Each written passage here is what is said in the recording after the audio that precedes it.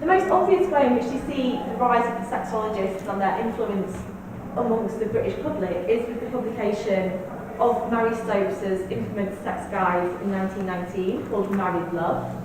I don't know how many of you have heard of Mary Stopes. She's here. She began life as a scientist. She was one of the first people to get a PhD in botany, first women rather, and she sort of traded on her credentials as a biologist to write a book about sex, although I mean, obviously looking at plants and looking at human sex life is quite different. But she'd had a very unhappy first marriage, which wasn't consummated, and this had led her to a desire to sort of make sex lives better for women across the country. Although she was quite a controversial figure in other ways, because she was also quite associated with the eugenics movement, and some of her books about her advocacy of contraception is quite bound up with the idea that the working classes, contraception is what the working class is breeding as much. So she's a difficult figure for feminists in the 21st century to fully sort of promote as an icon. And yet it's clear that she's very important, and that she does do something very important with her book, Married Love. And she does sort of begin to spread these ideas. It was an instant success, this book. It went through 9 editions in 1 year. It was really scandalous. And in fact, the success of Married Love really paved the way throughout the 20s, 30s and 40s for a whole tranche of sex advice guides, which become bestsellers. So these are books such as Helena Wright, who was a female doctor. She wrote The Sex Factor in Marriage, published in 1930. She found this was a bit of a money spinner, so she wrote more about the sex factor in marriage in 1947. A guy called E.F. Griffiths wrote Modern Marriage in 1935. Another doctor called Eustace Chesser wrote Love Without Fear in 1941, and Marriage and Freedom in 1946.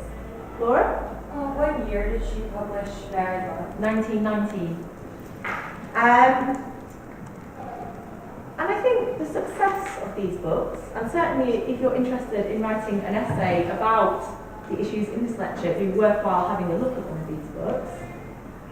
I think the fact that they were so popular actually points to a lot of cultural anxieties around sex. Unlike Victorian and Edwardian sexual advice, these guides had a really positive attitude towards sex, as long as it was in marriage. These guides rarely condemn sexual practices such as masturbation, which is generally the sort of subject of hysterical approbation by Victorians.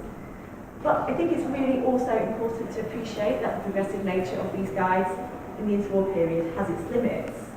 And it's recognised in these guides that women have a right to sexual pleasure, but it's always very much seen within the paradigms in which women are very passive, in which men are seen as the initiators and teachers of sex. And the title of one sex guide is called How to Treat a Young Wife, which I think actually makes that sort of paradigm of sex really clear.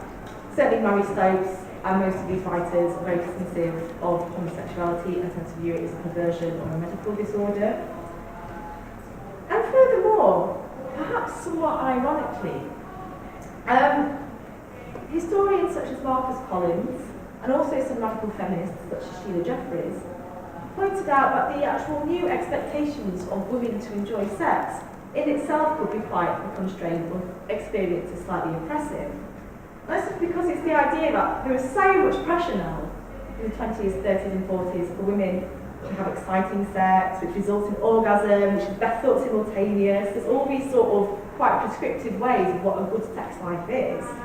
That it's seen that as ironically results in really high expectations of sex that can never really be satisfied, or often not satisfied for women, and high expectations for marriage, which are then disappointed.